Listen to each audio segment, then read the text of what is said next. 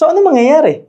Pag ikaw nag-focus ka sa purpose agad, knowing na hindi pa okay yung mindset, knowing na baka poor mindset pa tayo, knowing na baka meron kang fixed mindset, scarcity mindset, meron ka pang malalim na inggit, how can you then focus on your purpose? How can you then ask yourself why? And asking that question agad-agad, pag hindi okay yung mindset mo, di ba hindi rin okay yung magiging sagot? It's like, hindi okay yung nararamdaman mo, tanungin ka, ano purpose mo?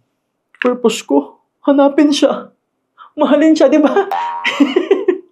Because the answer to what is your purpose is actually dependent on your emotions, on your pattern of thoughts, on your belief systems. So, ang paniniwala mo is hindi ka okay na tao. Kung ang paniniwala mo is mahina ka, kung ang paniniwala mo is hindi mo deserve, anong klaseng sagot yung lalabas sa question na why?